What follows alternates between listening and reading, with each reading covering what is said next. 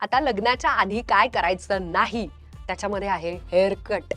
मुली लग्नाच्या आधी हेअरकट करतात आणि हे विसरून जातात की लग्नाच्या दरम्यान आपल्याला वेगवेगळ्या लुक्स बरोबर, आउटफिट्स बरोबर केसांचे पण वेगवेगळे हेअरस्टाईल्स आणि लुक्स तयार करायचे आहेत. आणि त्यासाठी बऱ्याचदा आपले केस ओपन असणार आहेत, बऱ्याचदा आपल्या केसांना बांधलं जाणार आहे ट्रेडिशनल प्रकारामध्ये, म्हणजे नऊवारी, पैठण्या, सहावाऱ्या साड्या, शालू वगैरे. आणि जी हेअर स्टायलिस्ट जी असते त्या टीमला किंवा त्या व्यक्तीला इतका त्रास होतो तुम्ही नवीन हेअरकट करून आल्यानंतर, त्यांना बांधण्यासाठी अगदी साधे साधे अंबाडे सुद्धा बांधण्यापर्यंत सुद्धा केस उरत नाहीत.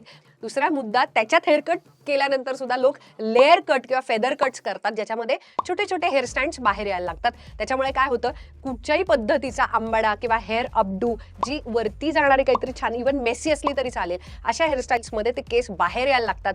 ते जे हेअर स्टायलिस्ट असतात ते दमून जातात हेअर स्प्रे वापरून, पिना लावून, यू पिन्स लावून, वॅक्स लावून, तरी सुद्धा छोटे छोटे केस बाहेर यायला लागतात, कारण की तुम्ही तो तसला फेदर कट आणि लेअर कट करून आलेला असतात. जर तुमचे केस लांब असेल, छान लेंथ असेल, तर हेअरकट करायचं कंट्रोल करा, टाळा.